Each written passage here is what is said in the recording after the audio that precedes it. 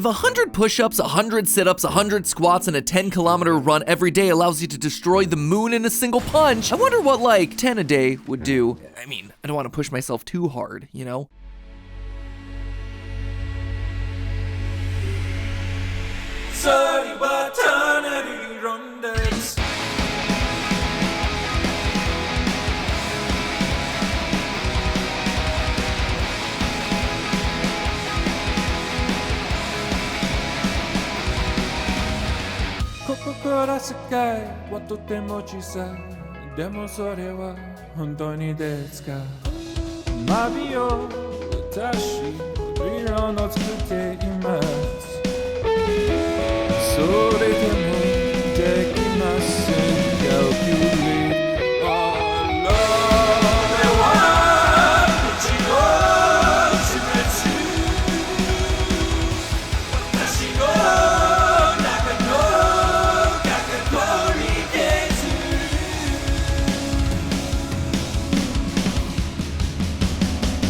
Hello, Internet! Welcome to Film Theory, the show that can knock out any franchise with just a single episode.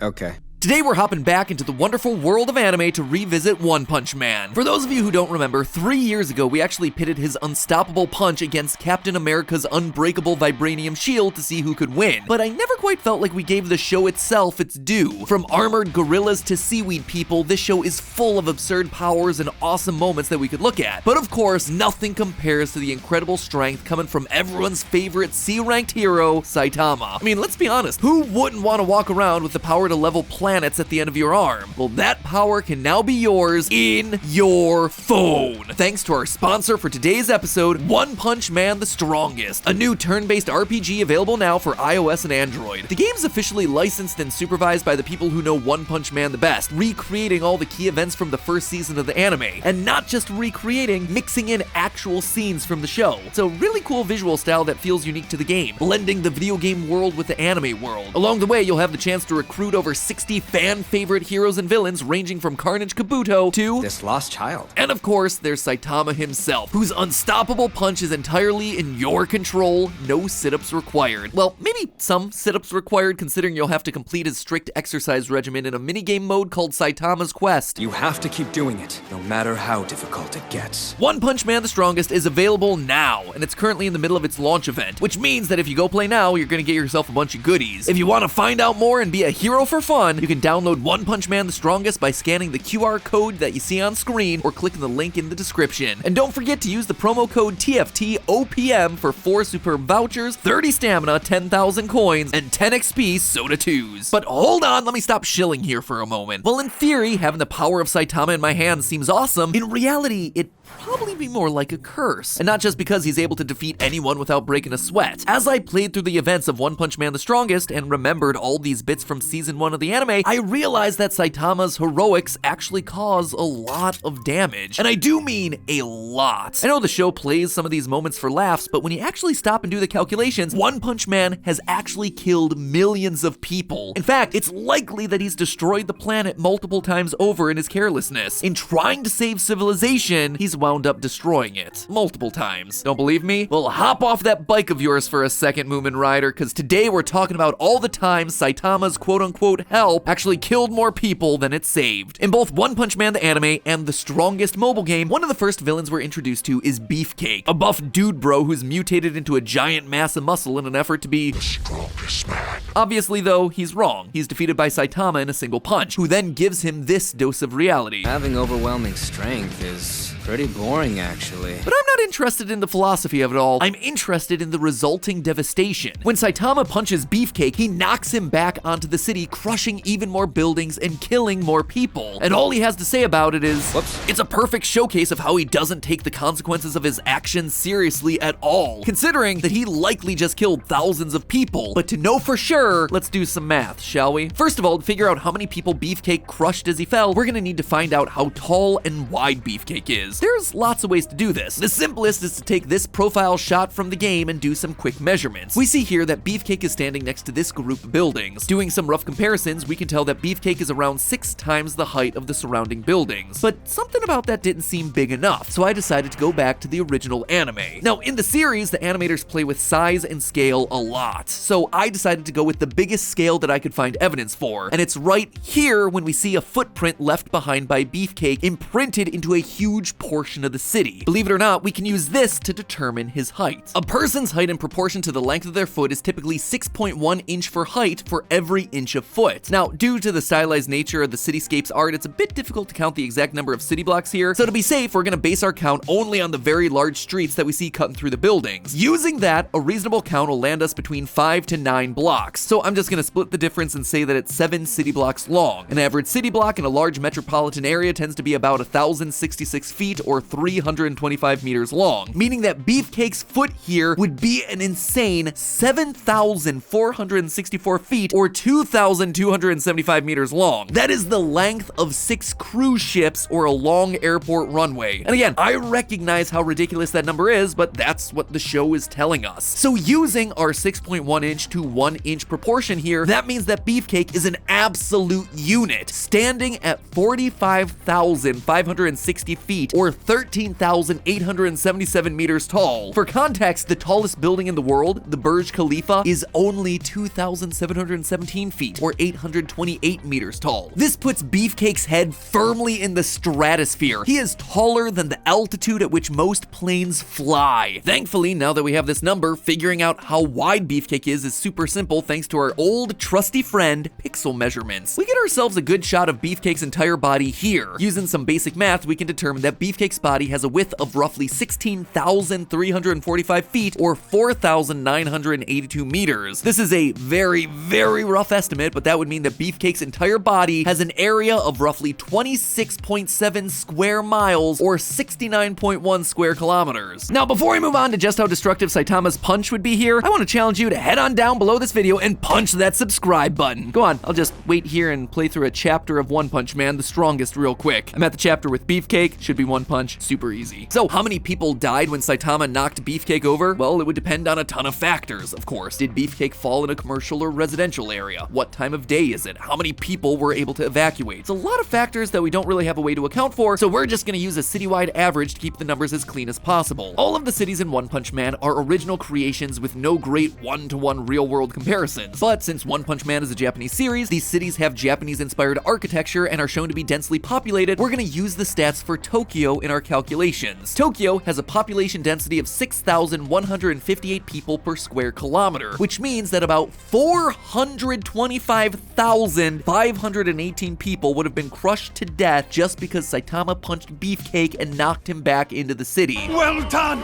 Thousands have perished! You're right, they did, and you certainly were responsible, but some tells me it wasn't in the way that you anticipated. So that is a lot of damage done to the city and its inhabitants because of Saitama's recklessness, but believe it or not, that's the least destructive thing that we're talking about here today, because a few episodes later, Saitama does another heroic thing by punching a meteor that's about to crash land into a different city. Now, you might be thinking that Saitama saved the city here. He destroyed the meteor before it was able to strike the planet. That's a net win, right? Nope. I'm here to tell you that what Saitama did might have actually been worse than letting the meteor hit. See, this meteor is described in the show as a 9 on the Torino scale. Elevating from 6 to 9 on the Torino scale. This is a real system of measurement that looks at an asteroid's diameter and how likely it is to hit Earth. Obviously, a 9 on that scale is gonna be really bad. Just for a frame of reference here, a 10 is like the impact that killed the dinosaurs. Now, in that previous theory that I mentioned before, we found that Saitama's meteor was closest to the real-world asteroid 101955 Bennu, which has itself a diameter of 1,608 feet or 490 meters and an approximate mass of 171 billion pounds or 78 billion kilograms. This thing is heavier than the entirety of the Great Wall of China. Considering meteors enter Earth's atmosphere at a speed between 20 and 72 kilometers a second, we calculated that the meteor had 202 quintillion joules of energy. Obviously, that is going to be devastating if it touches down, but here's the thing. Saitama's punch doesn't gently stop the meteor or fling it back into outer space, it makes the whole thing explode. See, when the meteor is suddenly stopped, all that energy has to go somewhere. All Saitama did was make it explode up in the air. Even if we assume he's somehow able to dissipate or absorb like half the meteor's energy with his punch, punch, that still leaves us with an explosion equivalent to 24 million kilotons of TNT. I tried to get myself an idea of how large a nuclear explosion that would be just so we could visualize it, but when inputting that number into our good old friend Nuke Map, they politely apologized that they didn't calculate nuclear weapons that powerful. In fact, the maximum that they allow in this calculator is a 100,000 kiloton bomb, which would be over 240 times weaker than the explosion from that meteor. Just to get a sense, this is what would happen to Tokyo if a 100,000 kiloton bomb exploded 5,000 feet into the air. Now imagine something that's 240 times worse. Here's the good news: by punching the meteor and causing the explosion up in the air, theoretically, Saitama would have caused less damage to the impact area. This is a concept called air burst, a term used in military arms to describe explosives that detonate in the air. It means that the peak energy of the explosion wouldn't be on the ground in the middle of the city, so the absolute worst of that explosion wouldn't be at the heart of downtown. The bad news? Well, air bursts are used in military weaponry to cause damage over a wider area, so a greater percentage of the city and its surrounding area are destroyed. And mid-air explosions of meteorites? Yeah, they're no joke. They've actually happened on Earth before. In June of 1908, a 60-meter meteor exploded in the air above Siberia, causing a shockwave that flattened 80 million trees over an area half the size of Rhode Island. And that was a meteor that basically was a tenth the size of the one that Saitama punches here. So rather than focusing the catastrophic destruction in a single area, Saitama managed to spread a slightly less destructive force to a much wider area, while creating a devastating shockwave in the process. Additionally, when a meteor explodes in atmosphere, pieces of it are still gonna rain down and hit Earth. And sadly, unlike One Punch Man the Strongest, where the pieces from the meteor explosion transform into new characters that you can recruit, it's not nearly as fun when it happens in the real world. Side note, yes, this is a real thing that happens in the game. The meteorite is like a giant interstellar Easter egg with treats inside. Real talk, I love that they incorporated that part of the show into the game. Just a really fun way to handle the character recruitment mechanic. To the anime's credit, this is actually a problem that they've thought of. If I do happen to take it out,